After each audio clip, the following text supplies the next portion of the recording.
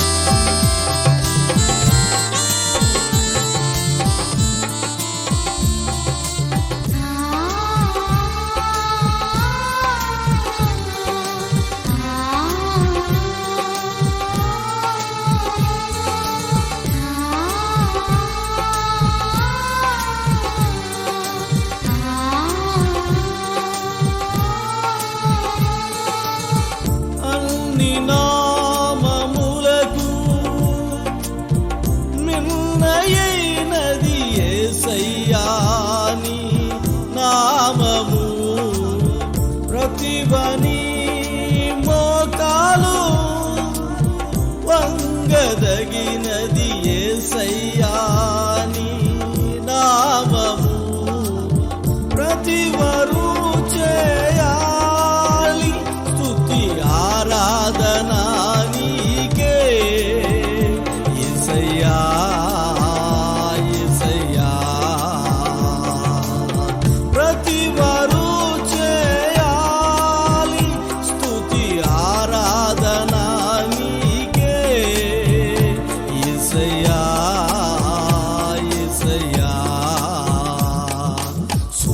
సూర్యోదయము మొదలుకొని సూర్యాస్తమయం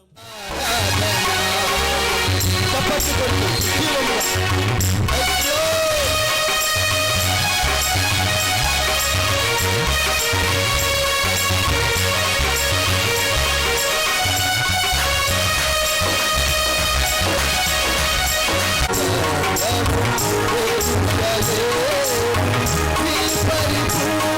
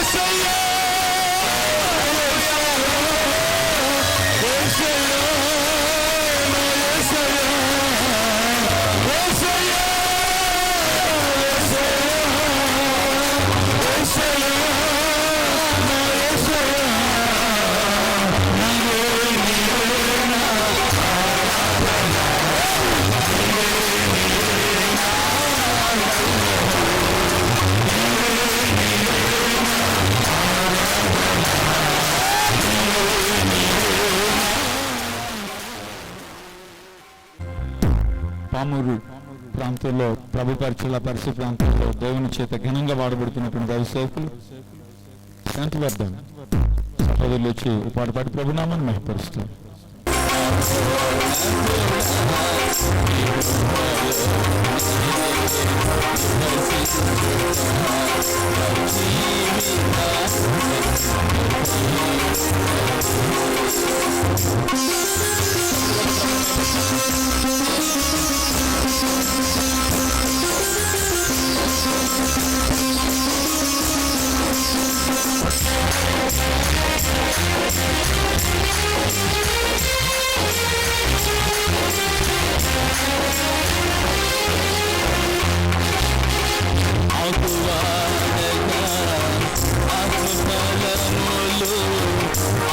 ఆనందముతో ఫలించనా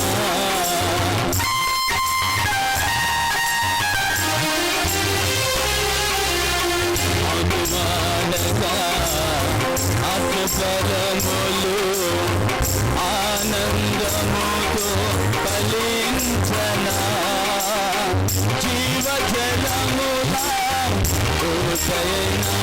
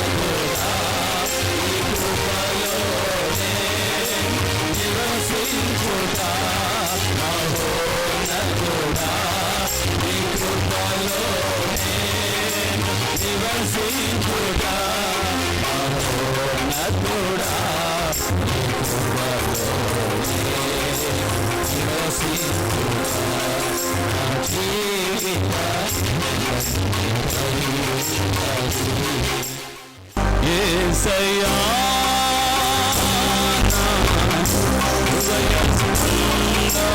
నీవే కదా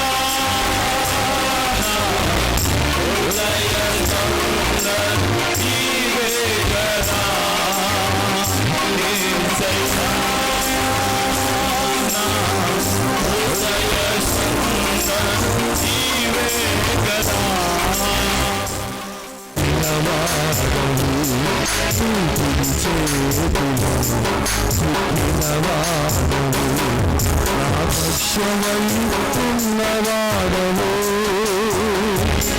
నా పక్షమైతున్నవాడవు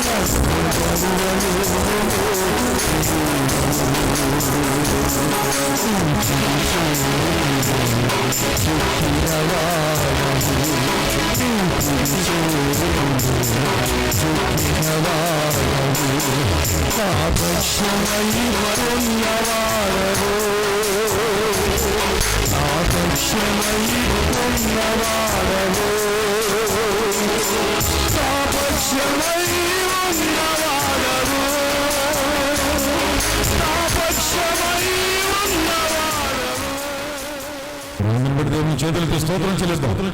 praise the Lord, praise the Lord, praise the Lord, praise the Lord, praise the Lord. మరి అంతర్యం కలిగినటువంటి మాటను పూర్ణాత్మతో పూర్ణ బలంతో స్థుతించి మహింపరిచిన దైవదాసులకు ప్రత్యేకంగా థ్యాంక్ యూ బ్రదర్.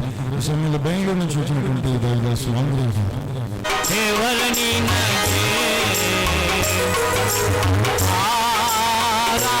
ఆరాధనై కన దేవరని నగే ఆరాధనై యాకోబునా దేవరే నగే యాకోబునా దేవరే నగే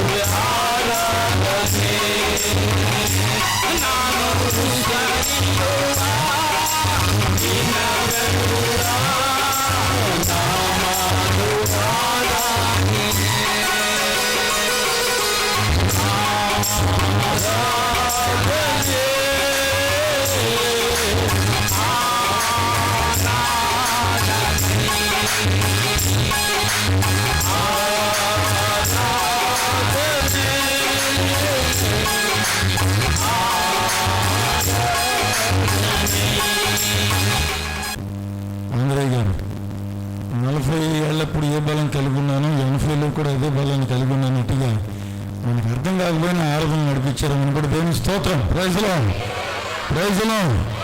మన దేవుడు ఆరాధనకు యోగ్యుడు, అర్హుడు, పాత్రుడు. అంటే ఆరాధనకు యోగ్యుడైనటువంటి దేవుని ఈ ప్రపంచ భాషలన్నింటిలో మనం స్తుతించి గణపరిచి మహింపరిచిన మనమంతా రుణగ్రస్తులను స్తోత్రం. అందుకే మరో పాట పాడుకుందాం. దేవదాసులు ఎర్రగొండ ప్రాంతంలో పేరు తెలియజేస్తున్నాం. స్తుతించెదన్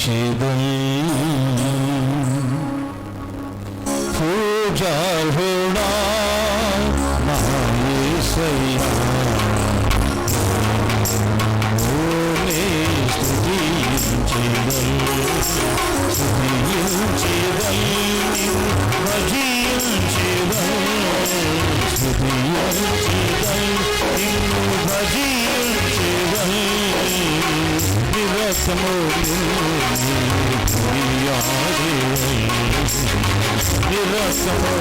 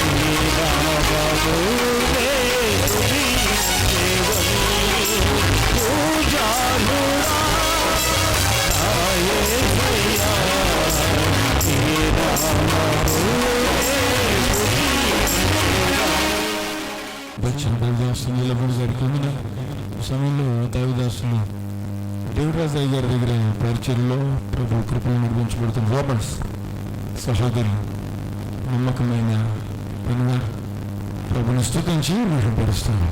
నది ఆ శివయాగము ఘోరాతి ఘోరము కొల్కొత్త మరణము ఆ శివయాగము ఘోరాతి ఘోరము కొల్కొత్త మరణము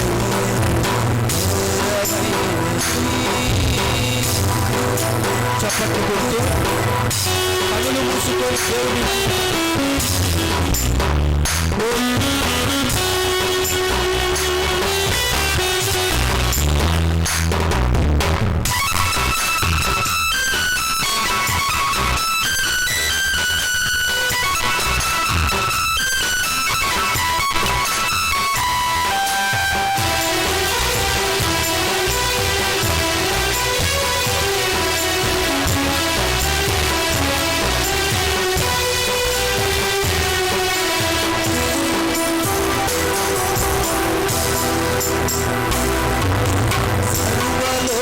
శాంతి కై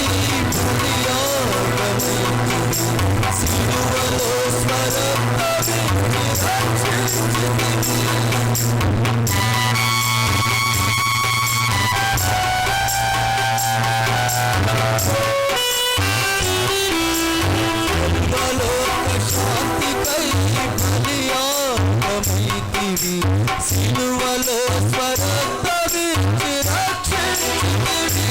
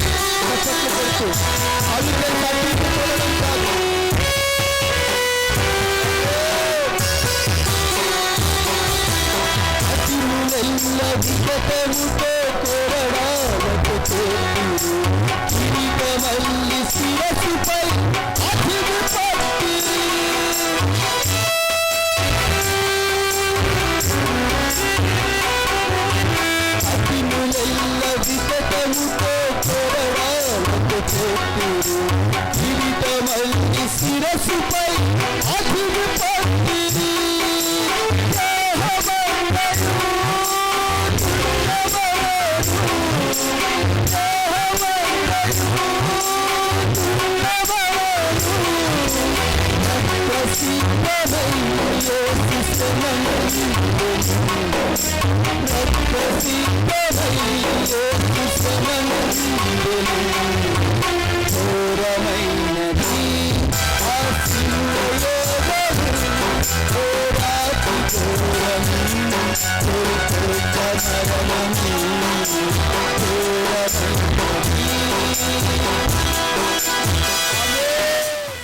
మరణ పునరుద్ధానాల గురించి ప్రభు సన్నిధిలో ఆత్మతో స్తుతించి ప్రభు మహిమపరిచిన దేవదాసులకు వందనాలు.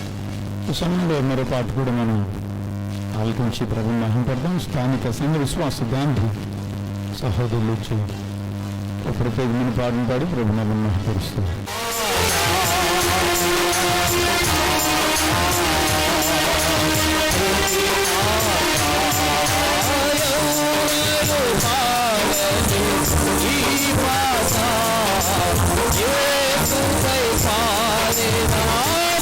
ఏ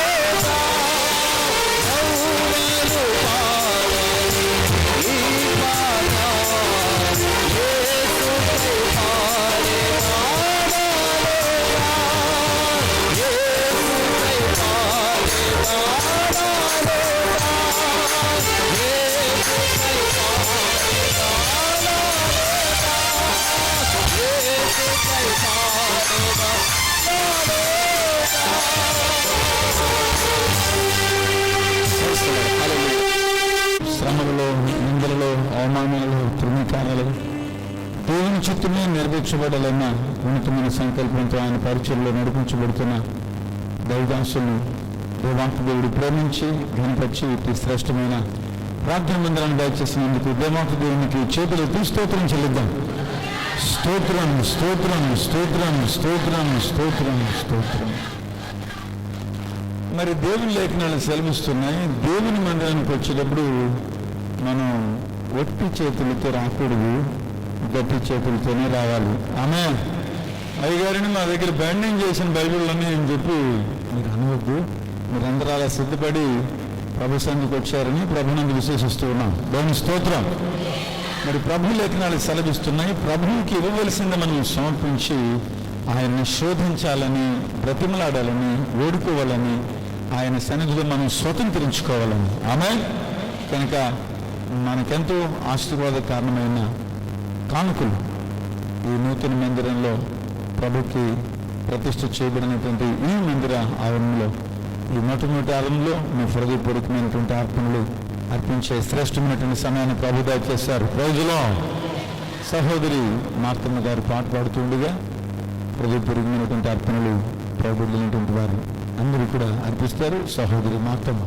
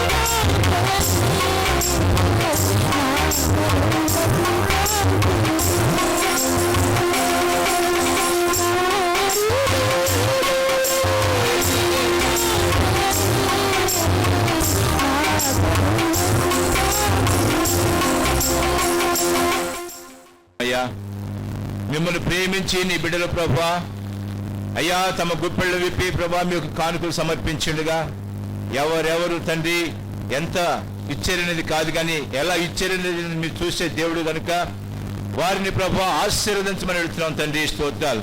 ఆ కానుకలు నాయనా మీ సేవలో నాయనా ఖర్చు చేయబడుతుండగా ఒక ప్రత్యేకమైన దీవెన ప్రభా నీ బిడ్డలకు అనుగ్రహించినందుకై స్తోత్రాలు తెలుస్తున్నాం.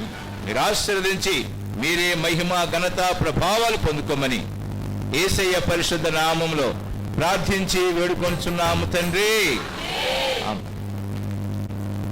దైవదాసులు ఎంతో అనుభవజ్ఞులు, ఎందరో పాపులు పరిశుద్ధులుగా మార్చబడ్డ కొరకు దయచేసి అలర్ట్ చేయదు అమ్మా, అలర్ట్ సైలెన్స్. అతి శ్రేష్టమైనటువంటి సమయానికి వచ్చాము. దైవదాసులు పాలన్న ఈ ప్రాంతంలో పరిచయం ప్రారంభించి ప్రభు కృపను బట్టి ఈ ఉన్నతమైనటువంటి అనుభవాల్లో, ఈ శ్రేష్టమైనటువంటి మందిర నిర్మాణం విషయంలో ప్రభువు చూపిన కృప, విశ్వాసులైనటువంటి దేవుని బిడ్డలు చూపినటువంటి దాతృత్వం, దేవుని సేవకుల ప్రార్థన సహకారాలు ఏ రీతిగా వారు అనుభవపూర్వకంగా ఈ రీతిగా అంచెలంచెలుగా ముందుకు నడిపించబడడానికి ప్రభు కార్యం చేశారో పాల్గారు అనే సాక్ష్యం ద్వారా తెలియపరుస్తారు. ఆ తర్వాత వాక్యలెక్కిన ధ్యానంలోనికి మనం దైవదాసుల ద్వారా ముందుకు నడిపించబడబోతున్నాం.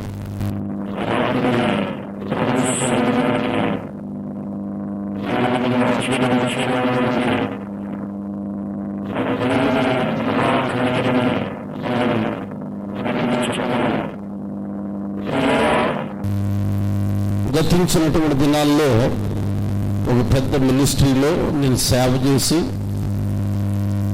బయటకు వచ్చిన తర్వాత ఈ ఒంగోలు పట్టణానికి వచ్చాను.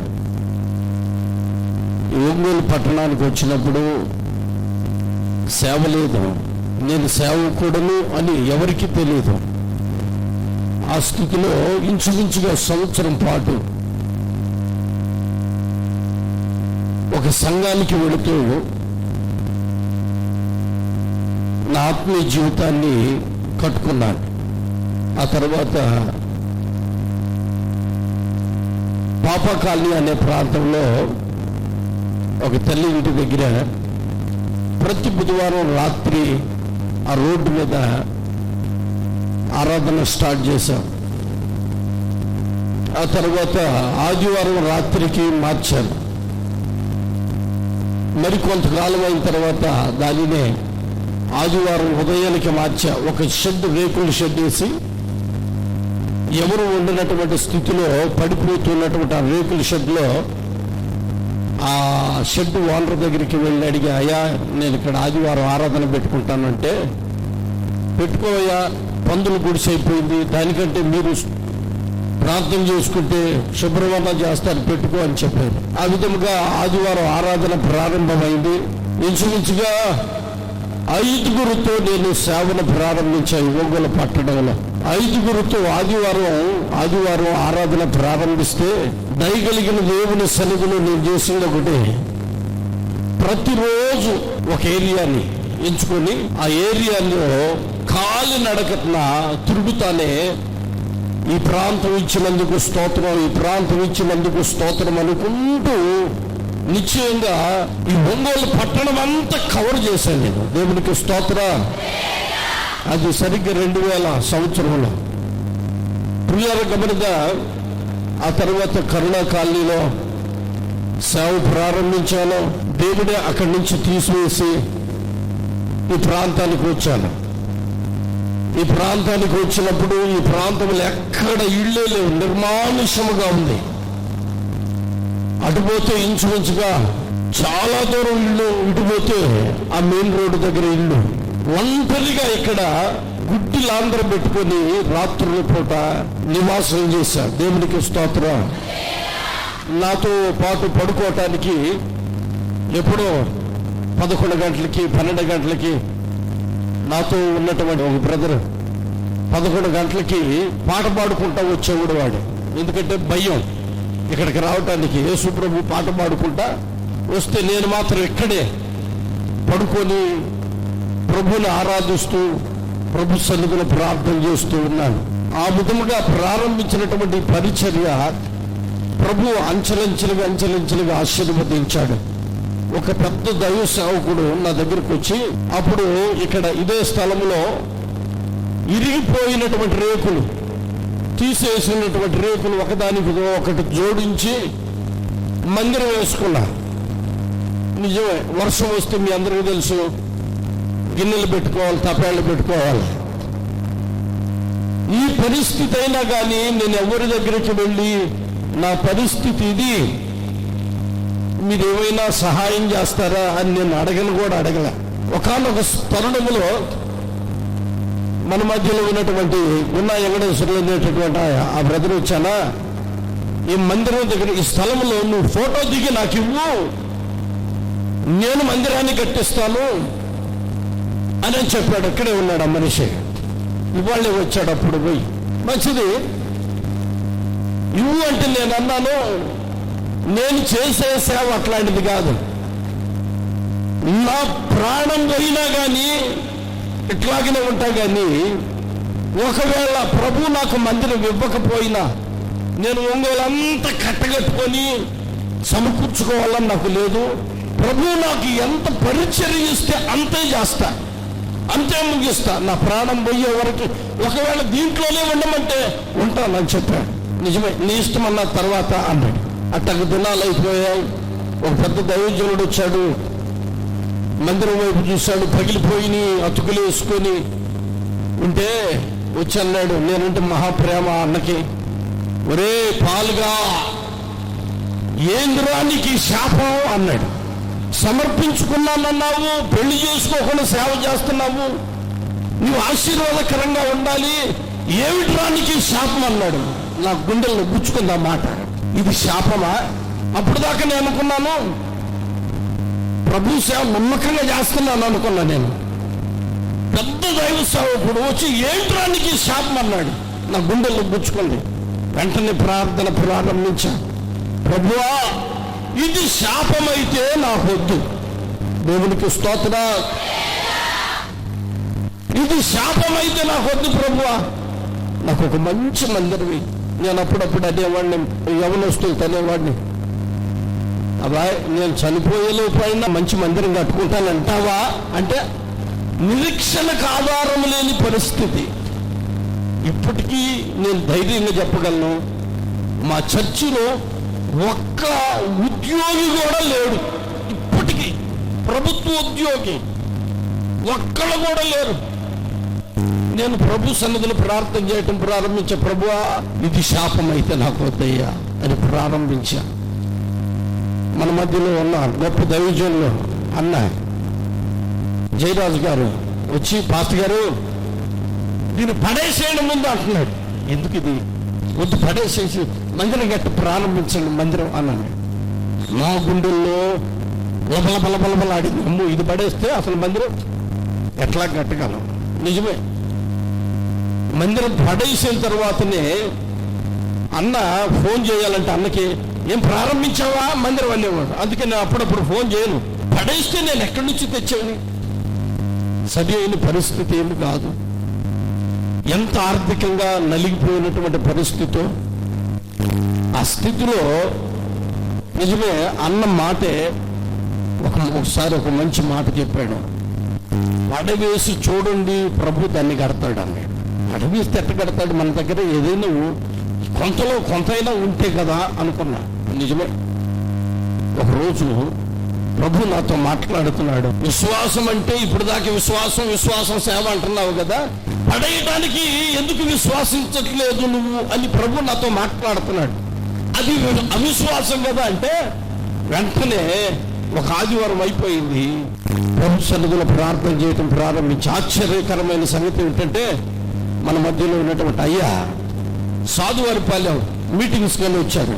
మీటింగ్స్ కానీ వస్తే నేను చెప్పా, అయ్యా మీరు వచ్చి పని ప్రారంభించాలా, దానికి కొంచెం గడ్డపారేసి వెళ్ళండి అన్న.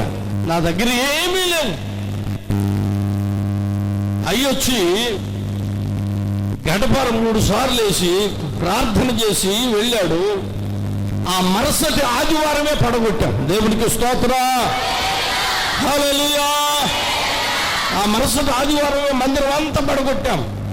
మందిరం అయితే పడగొట్టాం కానీ ఇప్పుడు దాన్ని ఎట్టగట్టాల అర్థం కాని పరిస్థితిలో ప్రభు సన్నిధిలో ప్రార్థన చేశా.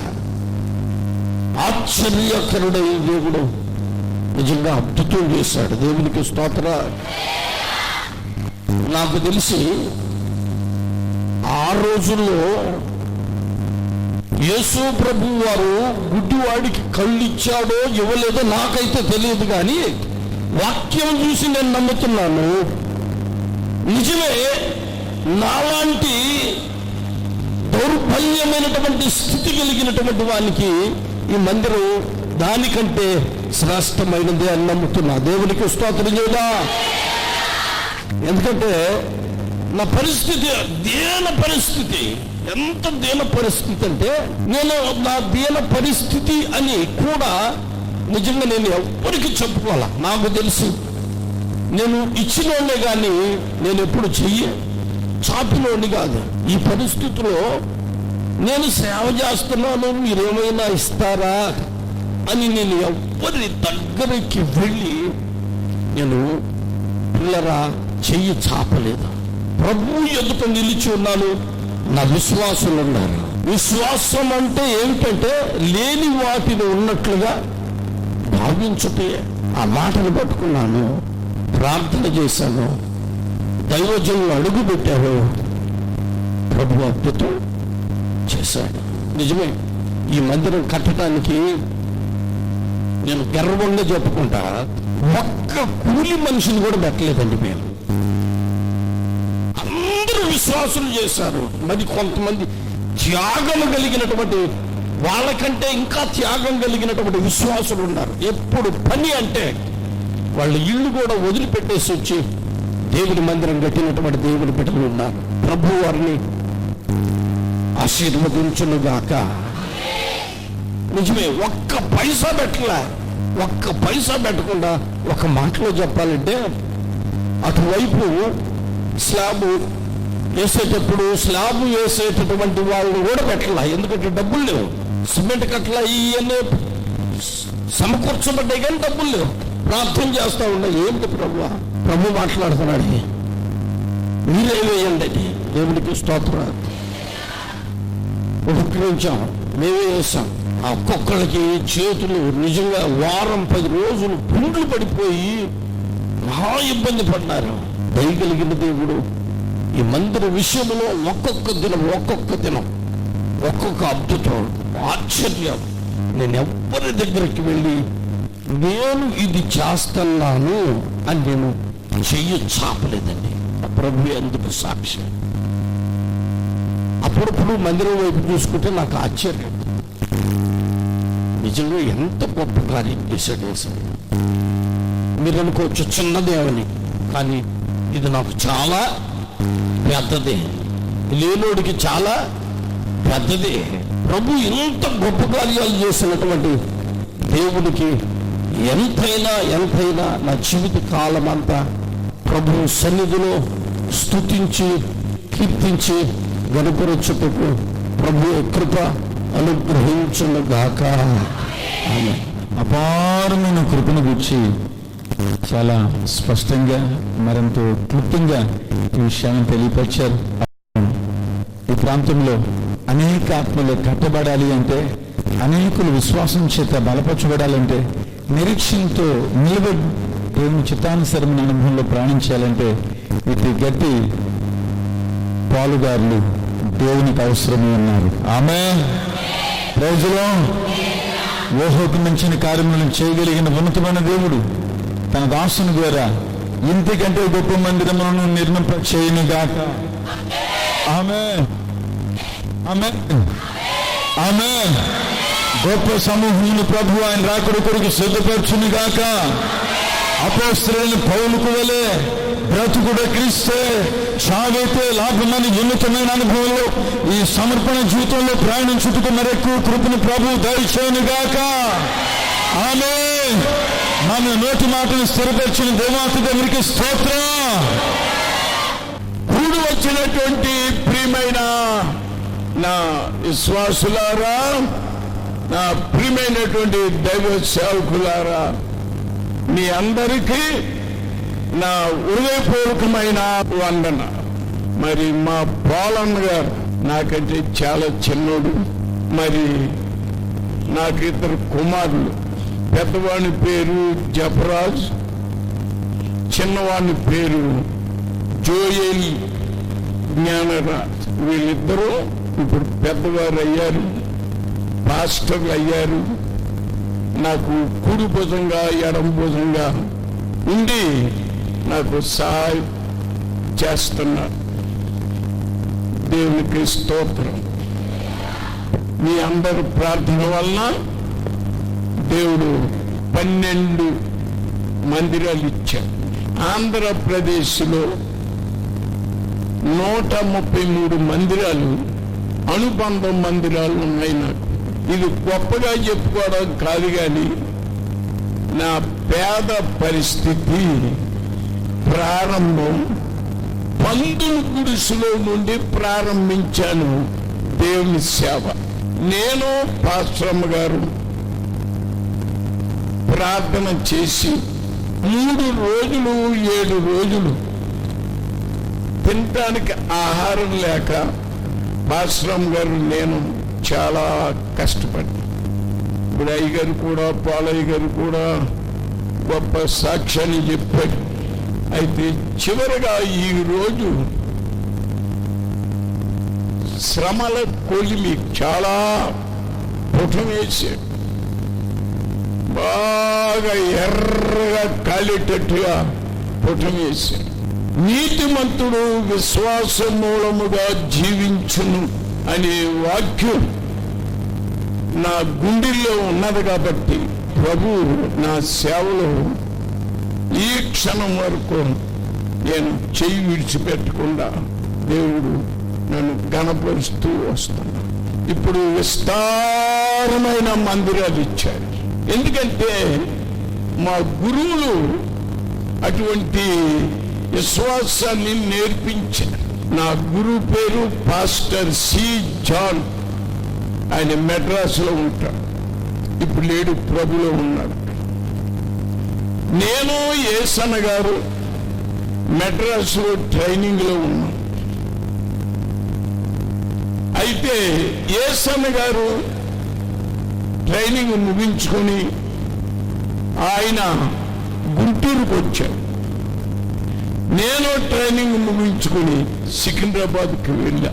అక్కడ నేను ఇక్కడ ఏసన్నగా ఇలాగా సేవని విశ్వాస జీవితం కాబట్టి అక్కడ అన్నగారిని ఆశీర్వదించాడు, ఇక్కడ నన్ను కూడా ఆశీర్వదించాడు. ఈ రోజు వరకు నేను ఆశీర్వాదంగానే ఉన్నాను. అయితే అన్నగారు ప్రభునందు నిద్రించిన సంగతి లోకమంతటికి తెలుసు. కానీ అన్నగారు నాకంటే 2 సంవత్సరాలు చిన్నోడు, నేను 2 సంవత్సరాలు పెద్ద.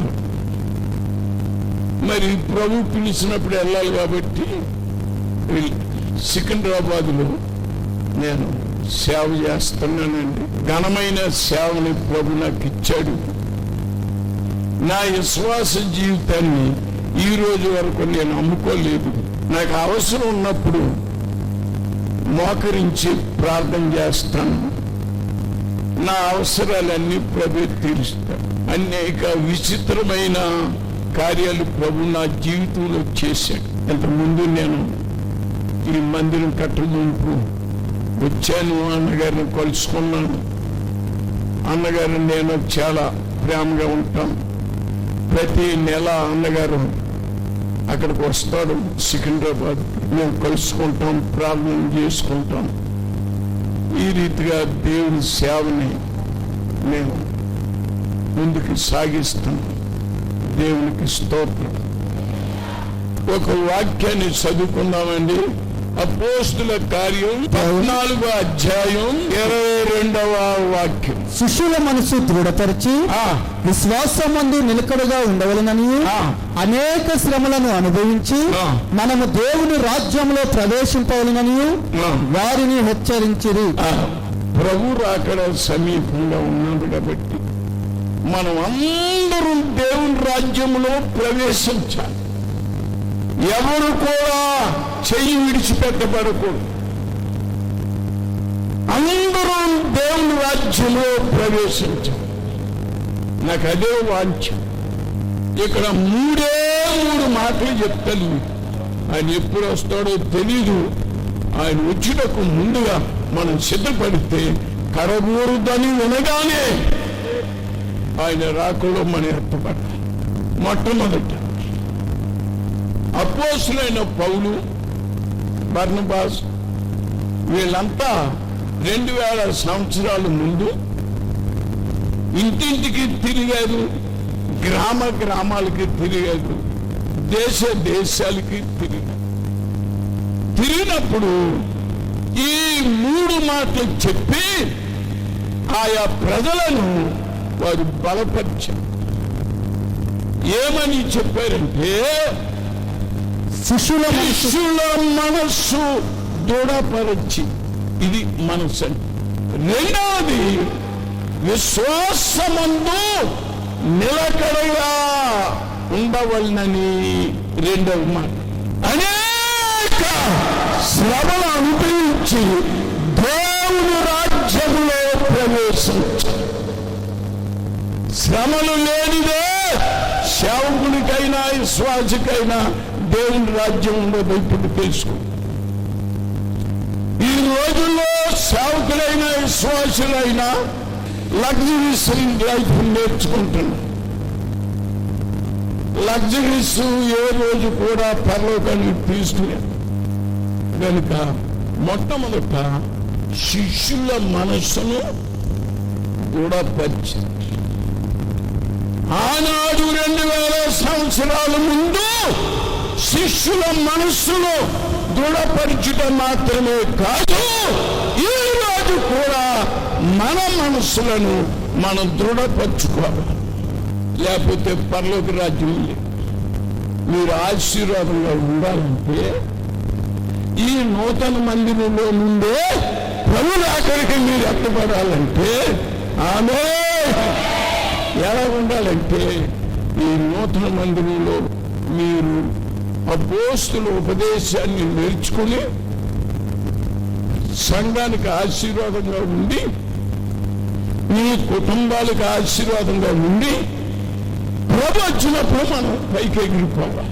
శిష్యుల మనసు దృఢపరిచి విశ్వాసమందు నిలకడగా ఉండవలనని అనేక శ్రమలను అనుభవించి మనము దేవుని రాజ్యంలో ప్రవేశింపవలనని వారిని హెచ్చరించిరి. దేవుని రాజ్యంలో ప్రవేశించడానికి ఏం కావాలమ్మా? శిష్యుల మనస్సు దృఢపరిచి. అపోస్తుల కార్యము 11వ అధ్యాయము 19వ వాక్యం. స్టెఫాను విషయంలో కలిగిన శ్రమను బట్టి చెదిరిపోయిన వారు యూదులకు తప్ప మరి ఎవరికి వాక్యము బోధింపక 2000 సంవత్సరాల ముందు స్టెఫను కాలంలో అనేక హింసలు వచ్చాయి దేవుని బిడ్డలకి. అప్పుడే ఆ కాలంలో అందరినీ శిష్యులు శిష్యులు శిష్యులు అనేవారు. అయితే కొంతకాలం అయిన తరువాత అంతియొకయ అనే ఊరిలో శిష్యుల్ని క్రైస్తులని పేరు పెట్టబడి వారు కలిసి 1 సంవత్సరమంతయు సంఘములో ఉండి బహుజనులకు వాక్యము బోధించిరి. మొట్టమొదట అంతియోకులో శిష్యులు క్రైస్తవులు అనబడి. ఇప్పుడు సంగతి కాదు, 2000 సంవత్సరాలు మనం ఎంత ధన్యుడిగా తెలుసాం. విస్తారమైన భూములు ఉన్నాయి, మనకు విస్తారమైన డబ్బు ఉన్నది, మంచి మంచి ఇల్లు ఉన్నాయి. ఆ కాలంలో వాళ్ళు మన కొరకు ఎంత కష్టపడి ఉపదేశాన్ని స్థాపించారు, సత్యాన్ని స్థాపించారు, సత్యాల కొరకు ప్రాణాలు పెట్టారు. సత్యం కొరకు భయపడకూడదండి. ప్రాణం పోయిన ఆనాడు స్టెఫను కాలంలో స్టెఫన్ని చంపారు. ఆయన భయపడలేదు. అక్కడి నుండి దేవుని సేవ పెరుగుతూనే ఉన్నది కానీ పర్వాలేదు. స్టెఫను విషయంలో కలిగిన శ్రమను బట్టి చెదిరిపోయిన వారు యూదులకు తప్ప మరి ఎవరికి వాక్యము బోధింపక పినేకే, కుప్ర, అంతియోక ప్రదేశముల వరకు సంచరించిరి. ఇప్పుడు ఏంటమ్మా, సందుకి సువార్త మరలా రేడియోల ద్వారా టీవీల ద్వారా మనకి సువార్త ఎంతగానో అందుతుంది. ఈ సందర్భాల్లో మీరు ఈ సువార్తను నిర్లక్ష్యం చేస్తే అందని కాలం రాబోతుంది. అదే అంత్యక్రీస్తు కాలం. వాడు యేసు అంటూ పొడుస్తాడు. ఆ కాలం రాబోతుంది, దగ్గరికి వచ్చేసి. దాని ముందు నువ్వేం చేయాలి? యేసుని అంగీకరించి రక్షింపబడి బాప్తిసం తీసుకుని పరిశుద్ధాత్మాభిషేకం పొంది ఒక వేరుబాటు జీవితం చేసి ప్రభు రాకడికి సిద్ధపడతా ఉండాలి. నేను అందుకని లోకమంతటా సువార్త ప్రకటింపబడుతుందని కూడా ఇక్కడ దేవుని యొక్క వాక్యంలో చూస్తాం. లోకమంతటి సువార్త ప్రకటింపబడిన తరువాత అప్పుడు 24 అధ్యాయం మత్తయి సువార్త అనేకులైన అబద్ధ ప్రవక్తలు వచ్చి పలువురిని మోసపరిచెను. అక్రమం విస్తరించుట చేత అది అక్రమము విస్తరించుట చేత అనేకులలో ప్రేమ చల్లారును. అది ఇది జరగబోతుందండి. రాబోయే రోజుల్లో అక్రమము విస్తరిస్తారు. అక్రమము ఎప్పుడైతే విస్తరిస్తాడో అనేకుల ప్రేమ, యేసు ప్రభు మీద ఉన్న ప్రేమ చల్లారిపోతుంది. అంతము వరకు సహించువాడెవడో వాడే రక్షింపబడును. అది నేను బాప్తిజం తీసుకున్నానండి, అన్య భాషలు మాట్లాడి ఇవన్నీ నడవో. అంతవరకు సహించాలి ఈ శ్రమలన్నీ, అప్పుడు రక్షింపబడతారు. దాని ముందు ఎవరు వస్తారు? అనేకులైన అబద్ధ ప్రవక్తలు వస్తారు, అంత్యక్రీస్తు వస్తారు. ఈ నీవు నేనేం చేయాలంటే అన్ని ఆత్మీయ అనుభవాలు పొందుకుని ప్రభువులు అక్కడికి సిద్ధపడాలి. ఆయన ఆర్భాటంతో, ప్రధాన దూత శబ్దంతో, దేవుని బోరతో ప్రభు దిగి వచ్చినప్పుడు ఆ స్వార్థం తినగాని ఈ సంఘం ఉపదేశంతో కట్టబడాలి. మీరెంతో చక్కగా ఈ మందిరాన్ని పట్టుకుంటారు. ఏం లాభం? ప్రభులు అక్కడికి ఎత్తబడిపోతుంది. ఏం లాభం? మీరే చెప్పండి. కష్టపడి కట్టారు, ఒక్కరు కూడా చెయ్యి విడిచిపెట్టబడకుండా అందరూ ప్రభు రాకలు ఎత్తబడి ఆయన 3 స్వరాలతో వస్తాడు. ఆర్భాటంతో దేవుని వస్తాడు. కనుక మొట్టమొదటిగా నువ్వేం చేయాలంటే రక్షణ అనుభవం ఉంటే మీ ఆత్మీయ జీవితాన్ని మీరు కట్టి లేపుకో. శిష్యుల మనసు దృఢపరచి, ఎందుకు దృఢపరచవలసి వచ్చిందంటే 2000 సంవత్సరాల ముందు స్టెఫను కాలంలో స్టెఫన్ని హింసించి చంపారు. అప్పుడు దేవుని బిడ్డలంతా చల్లా చెదిరైపోయారు. ఎవరు ఆ ప్రదేశంలో నిలబడలేదు. కనుక అపోస్తలులు చల్లా చెదిరైపోయినటువంటి వారి దగ్గరికి వెతుకుంటా పోయి వాక్యం చేత బలపరిచి, మీ మనసుని స్థిరపరచుకుంటారా బాబు, ప్రభు అక్కడ సమీపంగా ఉన్నదే, దేవుని రాజ్యం వచ్చేస్తుంది, మీరు మనసుని స్థిరపరచుకోండి అని చెప్పి ఇంటింటికి పోయి సువార్త అనగా ఈ యొక్క ఉపదేశాలు బోధించారు. తొట్టిల్లకుండా మిమ్ములను కాపాడుటకును తన మహిమ ఎదుట ఆనందముతో మిమ్ములను నిర్దోషులుగా నిలువబెట్టుటకును శక్తిగల మన రక్షకుడైన అద్విత దేవునికి ప్రభువైన యేసు క్రీస్తు ద్వారా మహిమయు మహాత్యమును ఆధిపత్యమును అధికారమును ఆ యుగములకు పూర్వమును ఇప్పుడును సర్వయుగములను కలుగునుగా. మనసు ఎలా దృఢపరుచుకుంటావు? దేవుని వాక్యం చేత. దేనివల్లమ్మా? దేవుని వాక్యం చేత దృఢపరచుకోవాలి. వాక్యం అంతరంగంలో దిగా. ఆ వాక్యమే నిన్ను రక్షిస్తుంది, ఆ వాక్యమే నిన్ను బలపరుస్తుంది, ఆ వాక్యమే నిన్ను దేవుని రాజ్యానికి సిద్ధపరుస్తుంది. ఆ వాక్యమే నిన్ను పెండ్లి కుమార్తెగా తయారు చేస్తా. 2వ పాయింట్ కొడుక, విశ్వాసమందు నిలకడగా ఉండుట. విశ్వాసమందు నిలకడగా ఉండ. మరి మన విశ్వాసులు జాగ్రత్తగా వినాలి. గబగబ వస్తారు, బాప్తిసం తీసుకుంటారు, కష్టాలు రాగానే మళ్ళీ పారిపోతారు, కంటికి కనబడరు, విశ్వాసాన్ని వెనకబడేసి వెళ్ళిపోతారు. అనేక శ్రమలు అనుభవించాను. దానికి ఏం చేయాలి? ముందు విశ్వాసంలో స్థిరంగా ఉండాలి, దైవిక స్వస్థతలో స్థిరంగా ఉండాలి, శ్రమల మధ్యలో స్థిరంగా ఉండాలి, కష్టాలు ఇబ్బందుల మధ్యలో స్థిరంగా ఉండాలి. హెబ్రీయులకు రాసిన పత్రిక 11వ అధ్యాయము 6వ వాక్యం. విశ్వాసమును బట్టి హానోకు మరణము చూడకున్నట్లు కొనుకోబడెను.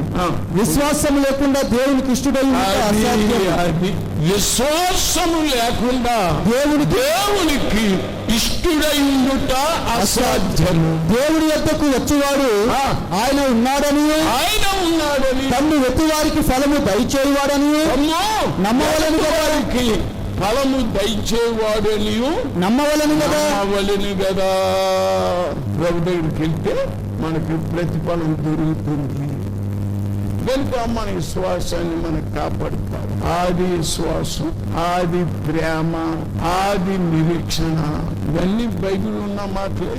ఆది ప్రేమను పోగొట్టుకుంటే మళ్ళీ అది తిరిగి రాదండి. 1 పేతురు 1వ అధ్యాయము 7వ వాక్యం. నశించిపోవు సువర్ణము అగ్ని పరీక్ష వలన శుద్ధపరచబడుచున్నది కదా, దానికంటే అమూల్యమైన మీ విశ్వాసము ఈ శోధనల చేత పరీక్షకు దానికంటే దేనికంటే బంగారము కంటే మీ అమూల్యమైన విశ్వాసం. బంగారం గొప్పదా, శ్రమలు గొప్పదా?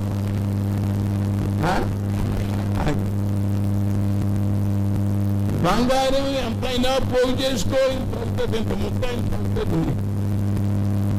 అయితే శ్రమలు ఏం చేస్తాడంటే నిన్ను ప్రభు అక్కడకు సిద్ధపరుస్తూనే ఉంటాడు. 6వ అధ్యాయం 10వ వాక్యం చూడు. ఎప్పుడు మీరు చేసిన కార్యములు మీరు పరిశుద్ధులకు ఉపచారము చేసి ఇంకనూ ఉపచారము చేయకుండుట చేత తన నామమును బట్టి చూపిన ప్రేమను మర్చుటకు దేవుడు అన్యాయస్తుడు కాడు. అది విశ్వాసులారా, అపోస్తలుడైన పౌలు ఎబ్రీ సంఘంలో ఉన్నటువంటి విశ్వాసులకు రాస్తున్నా. విశ్వాసమంది ఎలా ఉండాలట? నిలకడగా. మరి ఈరోజు చూడండి, సేవకులైనా విశ్వాసులైనా నిలకడగా ఉండలేక సేవని ఎత్తేసుకుని పోతున్నారు, సేవని అమ్మేసుకుని పోతున్నారు. విశ్వాసం లేకుండా దేవుడికి ఇష్టడై ఉండుట అసాధ్యము. నువ్వు ఇష్టంగా ఉండలేవు, పాస్టర్ అయినా సరే ఇష్టంగా ఉండలేవు, విశ్వాసి అయినా ఇష్టంగా ఉండలేవు. నీతిమంతుడు విశ్వాస మూలముగా జీవించు. విశ్వాసం అన్నిటికంటే గొప్పదండి. విశ్వాసం చాలా ప్రాముఖ్యం, బంగారం కంటే విలువైనది. 1వ అధ్యాయం 12-13. కాబట్టి మీ మనస్సును నడుము కట్టుకొని మీ మనస్సు నడుము పట్టుకొని నిబ్బరమైన బుద్ధి గలవారై యేసు క్రీస్తు ప్రత్యక్షము కానప్పుడు మీకు తేబడు కృప విషయమై నిరీక్షణ కలిగి ఉండుము. అమూల్యమైన విశ్వాసము శోధనల చేత పరీక్షకు నిలిచినదై యేసు క్రీస్తు ప్రత్యక్షమైనప్పుడు. అక్కడికి లింక్ పెట్టాడు, మన విశ్వాసాన్ని దానికి లింక్ పెట్టాడు.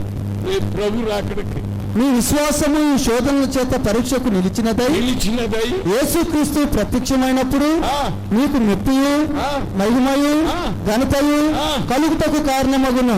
ఇక 3వ పాయింట్ చెప్పుకో. అనేక శ్రమలు అనుభవించి చెప్పండి, దేవుని రాజ్యంలో ప్రవేశింపవలెననియు.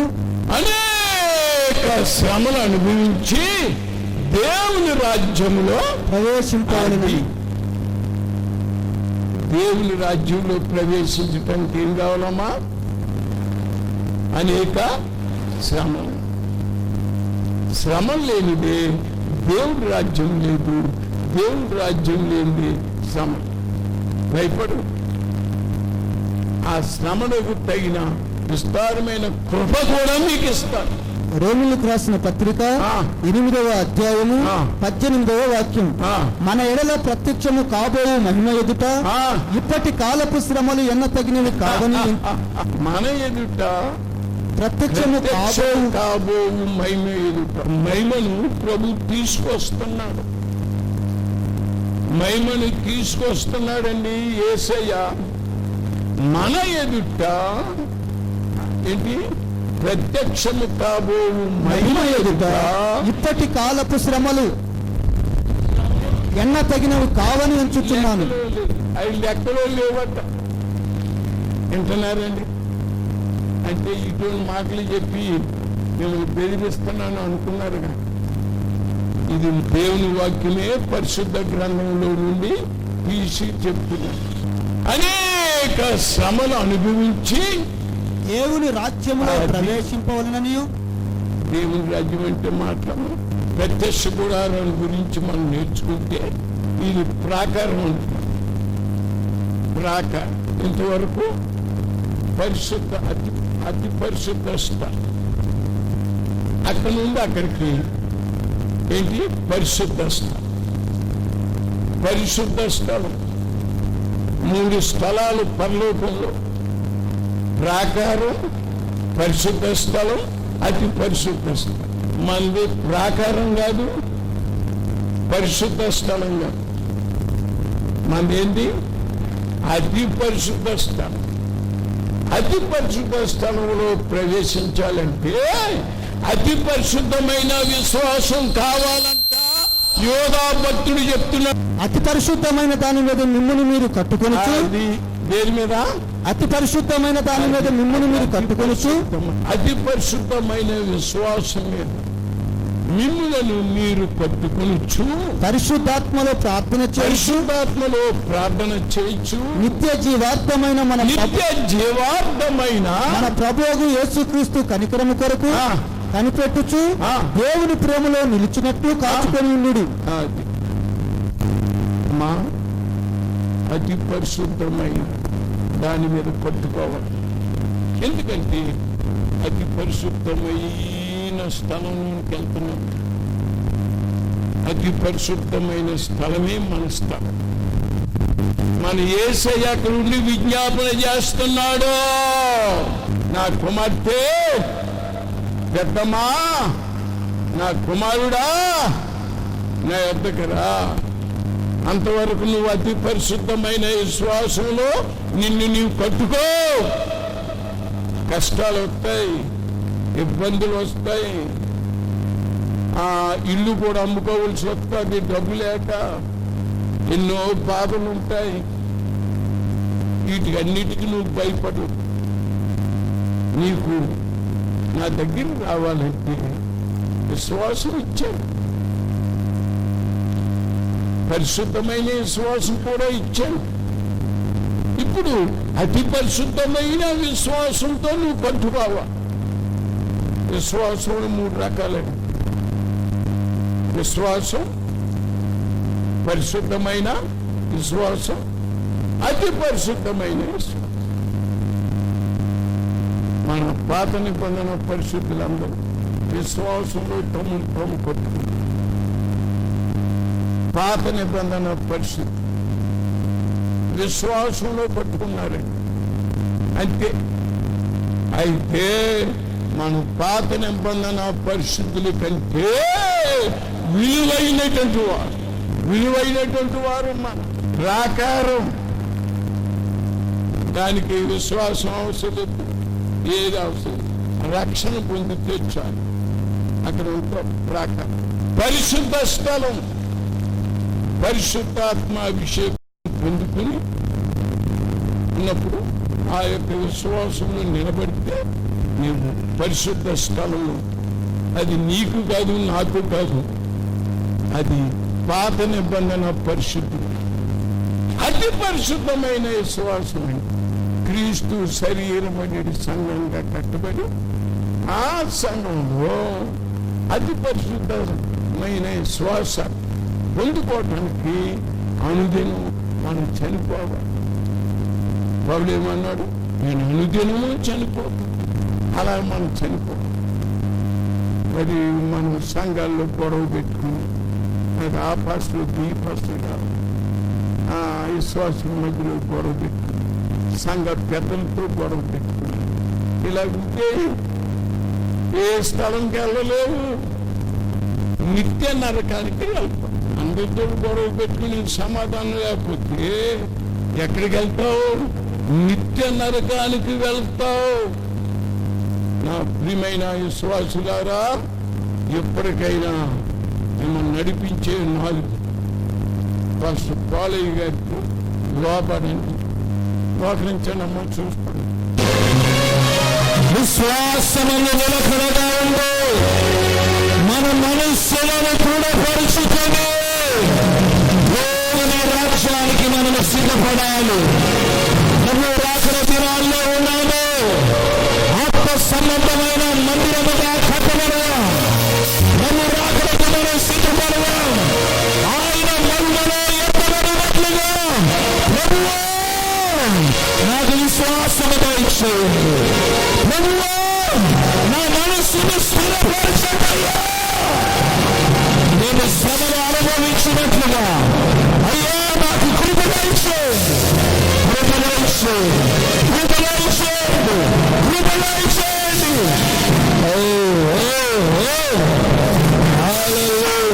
హల్లెలూయా, హల్లెలూయా. శ్రమను చూసి భయపడుతున్నావేమో, శ్రమను చూసి నలిగిపోతున్నావేమో, కృంగిపోతున్నావేమో. అయ్యా, శ్రమను సహించే కృపణాలు దయచేయమని అడగండి. దయచేయండి. నా మనసు స్థిరపరచయ్యా. తండ్రి, నా విశ్వాసాన్ని స్థిరపరచయ్యా. తండ్రి, శ్రమను పట్టుకోలేకపోతున్నా, విశ్వాసమతి నిలబడగా ఉండలేకపోతున్నారయ్యా. తండ్రి, నన్ను బలపరచుకోయ్యా.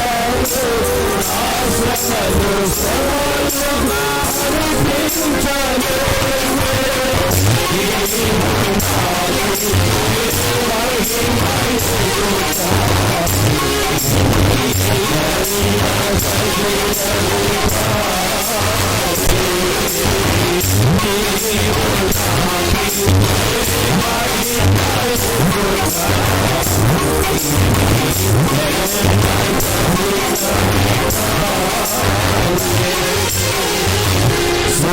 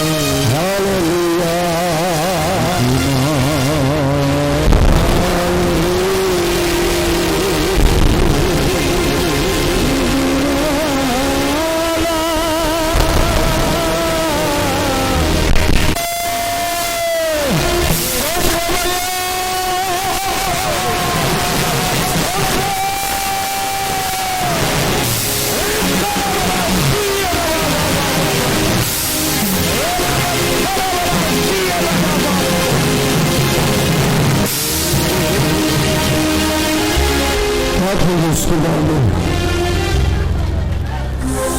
పరిశుద్ధమైన తండ్రి, జీవాధిపతులకు స్తోత్రాలయ్యా.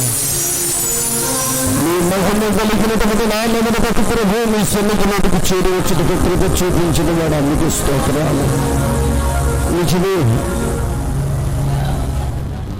ఇది మీరు చేసిన కార్యములు కనుక నాయన ఈ దినమందు మీ సన్నిధిలో ఉత్సహించి సంతోషించుటకు యోగ్యతలోని నాకు శ్రేష్టతను కలిగించిన వాడా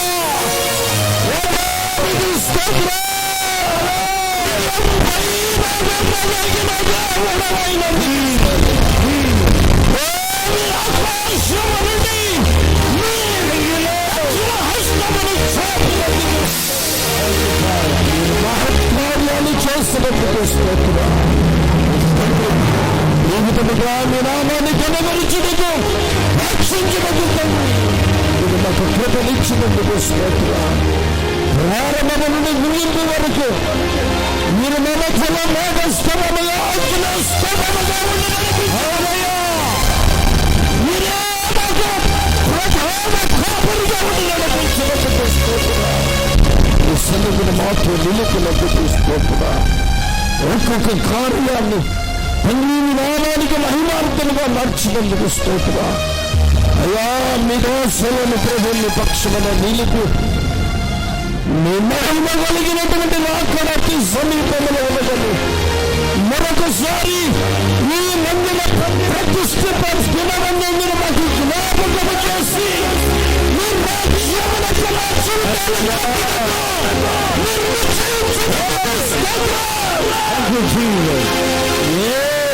ఏమైనప్పటికీ మీ రాజ్య స్థాపన కొరకు మేము కోరుకొని మీ రాజ్యము కొరకు సిద్ధపాటు అనుభవాలు మీరు మాకు నేర్పించుచున్నందుకు స్తోత్రం. ఆయా పరిసర ప్రాంతంలో మీ ప్రజలను మీ దాసులను ప్రభు మీరు తోడుకుని వచ్చినందుకు స్తోత్రం. కార్యములన్నీ జయకరముగా మీ నామానికి మహిమకరముగా జరిగించినందుకు మీకు స్తోత్రం. రేపటి ఉదయం కాలంలో జరగబోతున్నటువంటి ఆరాధనలు, అవునయ్యా రేపటి సాయంకాలం జరగబోతున్నటువంటి ఆరాధనలు, బాప్తిస్మల కార్యక్రమాలన్నీ కూడా ప్రభు మీ హస్తాన్ని చాటి కేవలం మీ నామానికి మాత్రమే మహిమ ఘనత ప్రభావాలు పొందుకున్నామని యేసు నామమున ప్రార్థించున్నాము తండ్రి. ఆమేన్. ఆమేన్.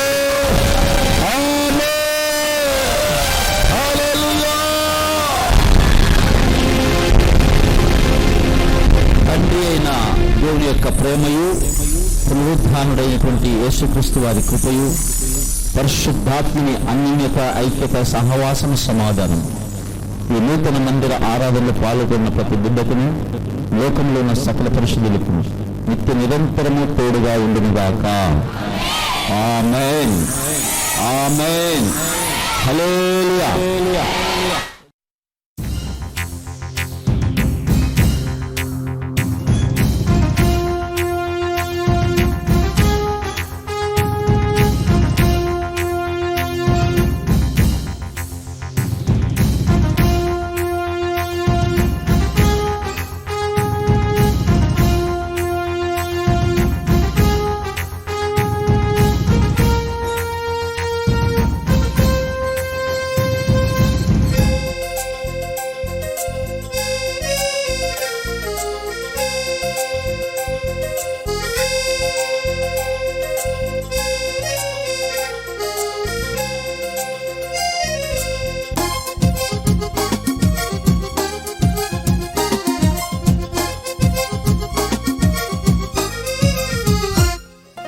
రక్తం రక్తం రక్తం రక్తం యేసు రక్తం, రక్తం రక్తం రక్తం రక్తం సిలువ రక్తం, సాతాన్ని జయించిన రక్తం, పాపాన్ని కడిగే రక్తం, సాతాన్ని జయించిన రక్తం, పాపాన్ని కడిగే రక్తం, రక్తం రక్తం రక్తం రక్తం యేసు రక్తం.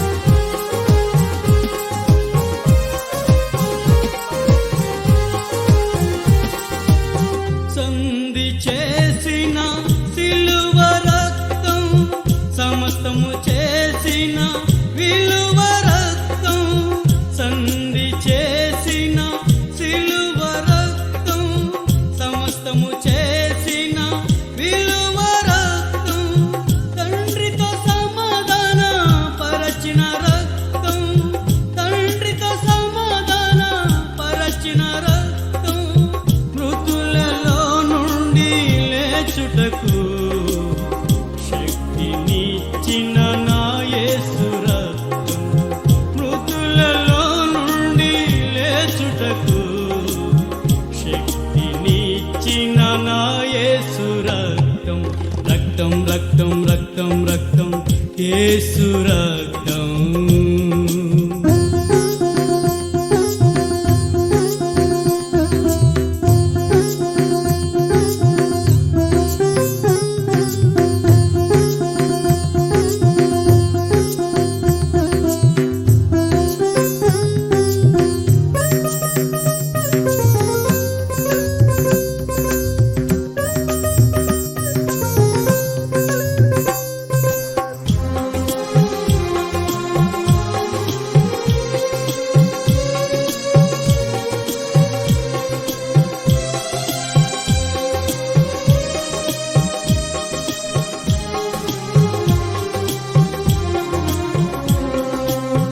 సంహారము నుండి తప్పించు రక్తం, పాపము నుండి విడిపించు రక్తం. సంహారము నుండి తప్పించు రక్తం, పాపము నుండి విడిపించు రక్తం. దుష్టత్వము నుండి తొలగించు రక్తం, దుష్టత్వము నుండి తొలగించు రక్తం. ఆత్మతో సత్యముతో ఆరాధించుటకు కృపను ఇచ్చిన నా యేసు రక్తం. ఆత్మతో సత్యముతో ఆరాధించుటకు కృపను ఇచ్చిన నా యేసు రక్తం. రక్తం రక్తం రక్తం రక్తం యేసు రక్తం. రక్తం రక్తం రక్తం రక్తం సిలువ రక్తం. సాతాన్ని జయించిన రక్తం, పాపాన్ని కడిగే రక్తం. సాతాన్ని జయించిన రక్తం, పాపాన్ని కడిగే రక్తం. రక్తం రక్తం రక్తం రక్తం యేసు రక్తం.